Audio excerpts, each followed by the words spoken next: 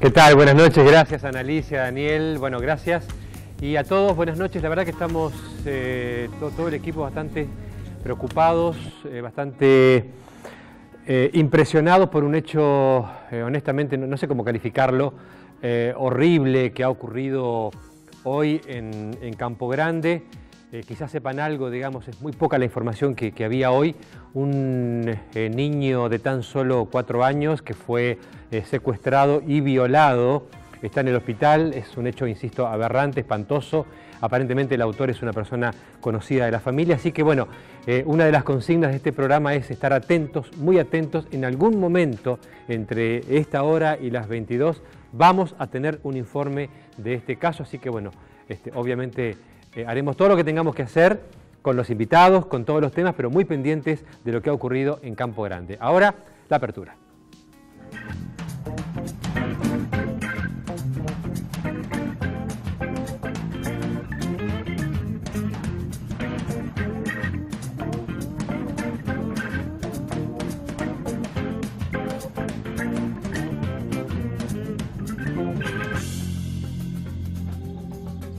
Bueno, a partir de... faltan horas nada más para conmemorar un nuevo aniversario del golpe de Estado cívico-militar de 1976 y hay una tremenda fiesta afuera, digamos, especialmente en el cuarto tramo de la Costanera, músicos misioneros, músicos muy queridos, muy conocidos, Gustavo Cordera, que va a hacer su cierre, bueno, más tarde.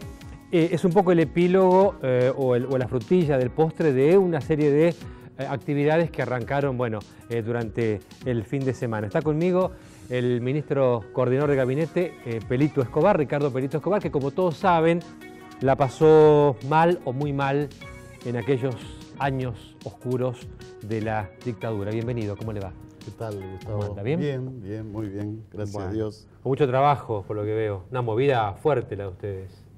Y creo que es un hecho demasiado importante para la historia de los argentinos y los misioneros, obviamente, que no hay que dejar pasar por una sencilla razón. Los pueblos que no conocen su historia suelen repetirlas en el futuro. Y nosotros realmente no queremos que se vuelva a repetir ningún tipo de historias como esta, en donde las dictaduras toman el poder y hacen realmente desastres. Algunos se preguntarán, Escobar, ¿por qué conmemorar un hecho tan horrible, tan trágico, tan desgraciado para los argentinos con una fiesta, con una celebración? Bueno, hay dos cosas. No sé si es una conmemoración, creo que en realidad está planteado como unas jornadas de reflexión, ¿no? Pero sí nosotros, quienes vivimos aquella época tan dura, donde obviamente les tocó a todo el pueblo argentino, a millones de argentinos, pero los que sufrimos quizás la cárcel, las torturas, el encierro, en fin, las violaciones de las compañeras, siempre buscamos la verdad y la justicia, pero también lo conmemoramos con alegría porque nuestros compañeros caídos, nuestro pueblo argentino, celebra la vida con alegría, y nosotros anteponemos la vida ante la oscuridad de aquella dictadura militar. Uno cuando recuerda aquellos años, uno piensa automáticamente en los militares.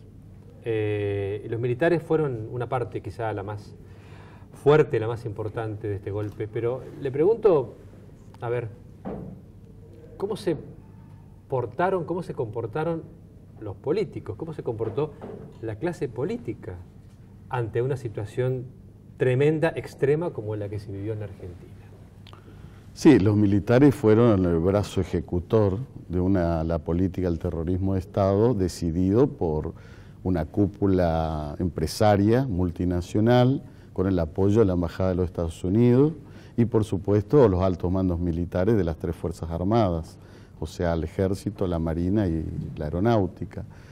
Los políticos yo creo que estaban desbordados por la realidad entonces, porque las contradicciones eran tan agudas, tan complejas además, que realmente quedaron atrapados en una falta de iniciativa absoluta. Por otro lado, las Fuerzas Armadas usan el pretexto de la guerrilla, que ya estaba prácticamente controlada a principios del 1976, para hacer las atrocidades que han hecho, para imponer un plan económico, un plan educativo y cultural, que en definitiva buscaban concentrar el poder y la economía en pocas manos. Ah, porque si no hubieran convocado elecciones. O si no, hubieran convocado elecciones, pero en ese entonces los movimientos populares, sindicales, agrarias, acá Misiones, por ejemplo, tenían tanta fuerza de desarrollo organizativo como de movilización, que realmente era impensable aplicar esa política liberal sin oposición. Entonces tomaron la decisión política de imponerla bajo cualquier método y en corto plazo, porque sabían que si esto no lo imponían en un año, iba a ser cada vez más difícil. Así que bueno, ese fue el objetivo central, ¿no? A ver, usted fue víctima de las fuerzas militares, la policía, bueno, lo persiguieron, lo torturaron. ¿Cómo maneja eso hoy? Digo, ¿cuál es su relación hoy con la policía, cuando usted ve un policía, cuando usted ve un militar? ¿Qué piensa, digamos? ¿Le gana el resentimiento, el rencor, el odio, o realmente lo ha superado? Bueno, creo que en general, en los casos de amigos, de compañeros que conozco, realmente nunca nos guió ningún tipo de resentimiento ni odios, pero sí de una fuerza interior muy grande por buscar la verdad y la justicia, ¿no?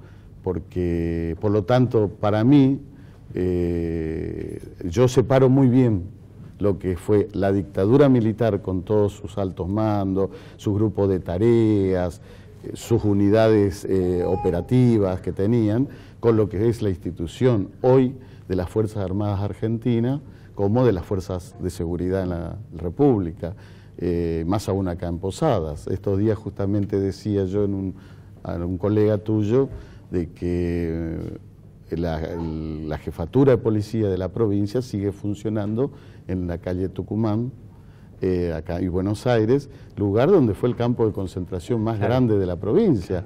Sin embargo, he ido un par de veces, varias veces, invitado por los jefes policiales a compartir charlas o alguna inauguración junto al gobernador. También lo hemos señalizado junto al gobernador Clos y el ministro Franco como un lugar de centro clandestino de detención en su momento, ¿no? Por lo tanto, realmente no me anima ningún tipo de rencor ni resentimiento en la medida que, y hay que defenderlos como instituciones de la nación, en la medida que haya un firme compromiso en defensa de la democracia. Convengamos que esta democracia tiene todavía muchas deudas con la gente, ¿no? Muchas cosas pendientes. Sí, obviamente sería difícil enumerar todas, pero en el caso concreto de los misioneros, anhelamos que llegue el gas, anhelamos que llegue la autovía hasta Iguazú, primero a Posada y después a Iguazú, que está tan bonita y que llegue hasta Paso de los Libres, porque nos facilita muchísimo a salir la producción, transporte de pasajeros, para ir en auto a Buenos Aires, en mucho menos tiempo. Y por supuesto la inclusión social y la igualdad de oportunidades, la pobreza, digamos, forma parte de los reclamos que tenemos que seguir profundizando, aunque también es cierto que se ha incluido a mucha gente. No tenemos que olvidar cómo estábamos en el 2001, 2002 y cómo estamos hoy, pero falta, sin lugar a dudas. Necesitamos mejores salarios en muchos lugares, necesitamos más inclusión. Yo vuelvo a repetir lo que quizás ya te dije más de una vez acá, de que no puede ser que una provincia como Misiones sigamos teniendo viviendas ranchos. Es una gran decisión política que hay que tomar para poder ayudar a la gente imposibilitada a acceder a ciertas casas del IPRODA, por ejemplo, para que vivan un poco más dignamente. 31 años de democracia continua, es la primera vez que en la historia argentina que tenemos 31 años sin militares, ¿no? ¿En qué cree que ha cambiado la sociedad argentina? Porque de hecho nadie más habla de golpes militares. Yo hace ya décadas que no escucho a alguien decir que vengan los militares, como era muy común que ocurriera antes, digamos. ¿Hemos aprendido definitivamente, Escobar? ¿Aprendimos realmente la lección? Yo creo que la dirigencia en general de todos los sectores de la nación, sea política o sectorial, económica, empresarial, obrera, estudiantil, existe una conciencia muy firme de que nunca más hacia atrás, digamos, ¿no? No volver al pasado, no volver a este tipo de autoritarismo, de nivel de genocidio que ha habido. Por lo tanto, creo que no hay espacio para este tipo de golpes de estados. Pero hay sectores muy poderosos en la economía nacional que siempre ve con añoranza ciertas metodologías y son los que hacen operaciones muy diversas para desgastar, por ejemplo, la institución de la nación, como fue el caso Nisman, ahora, últimamente, que realmente está muy sospechado de estar vinculado a sectores de la derecha argentina, ¿no? Siempre se dijo que si los militares no aplicaban un plan claramente represor, el modelo económico que se aplicó no cerraba, porque en realidad para poder aplicar semejante plan había que reprimir. Es así con las consecuencias muy claras. Millones de trabajadores en la calle, desocupados, miles de fábricas, de empresas nacionales y de la economía regionales cerradas o devastadas, el nivel de pobreza que se acentuó muchísimo, un nivel de deuda externa inexplicable que ha endeudado a la nación por décadas y generaciones, y por supuesto la consecuencia más directa de más de 1 millón de argentinos que emigraron o se exiliaron por diferentes factores de miedo, de persecución, desesperanza, y por otro lado alrededor de 15.000 muertos, 30.000 desaparecidos y unos 15.000 presos que llegaron a estar legales por las cárceles argentinas, ¿no? O sea, un plan de terror realmente sin límites. Nosotros hemos estado muy mal, en el 2001, 2002 hemos estado muy mal, sí. Pero insisto, a nadie se le ocurrió, ni siquiera en ese momento que estábamos en la lona, llamar a los militares, o sea, algo hemos aprendido, digamos, ¿no? Y es el pueblo el que tiene que cuidar y guiar todo esto, el pueblo argentino, el pueblo misionero, para que nunca más se interrumpan las instituciones del Estado, la democracia. Vos sabés, Gustavo, que yo soy un convencido y creo en la democracia, y no es un discurso. Y creo y estoy convencido de defenderla hasta las últimas consecuencias por todo lo que yo viví, por lo que vivió mi familia, mis amigos, porque he conocido el terror por dentro y realmente no quisiera que nunca, o sea, no quiero que nunca vuelva a pasarle a nadie lo mismo que nos pasó a toda una generación y más aún a chicos de 17 años como yo tenía entonces, que tuvieron que salir de la casa familiar a estar desaparecidos, pasando por todos los niveles inimaginables de tortura y desaparición. A seguir disfrutando ahora en la Costanera, a seguir festejando la recuperada democracia y la libertad que nos va a acompañar siempre. Hay que festejarlo sin olvidar. Así es, gracias. No, gracias a vos, Gustavo. Vamos a un corte y enseguida regresamos.